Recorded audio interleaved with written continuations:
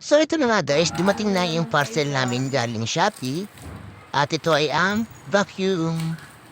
So yun, ina-open na nila Blab. So fast forward po natin guys.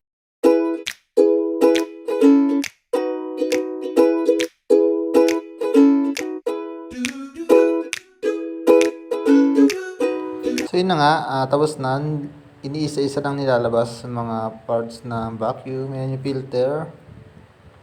Then yan yung mismo parang motor niya guys. Disaksak siya guys, mahaba yung extension niya.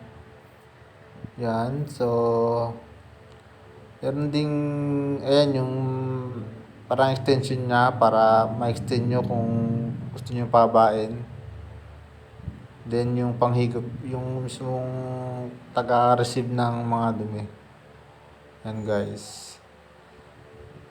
So, try natin igabit yan guys. Yan, medyo naguguluhan sila vlog.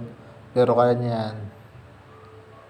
So, yun. Kinakabit na nga niya guys. So, nabili namin siya guys ng 700 plus.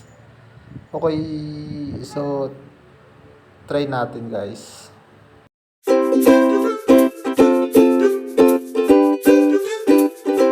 So yun na nga, tinatry na namin gamitin yung vacuum na setup na rin namin. So yun, guys, hindi na kami nabawalis dahil bumuli kami ng vacuum para sa mga pusa, sa mga balibing glass. And guys, maganda siya guys, affordable and easy to use siya guys.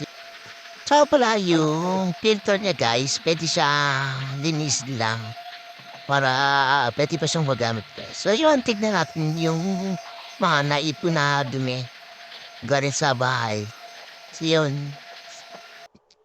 So yun nga guys, itataktak lang natin yan para mawala yun, no? Puro ano na pusa. Thank you!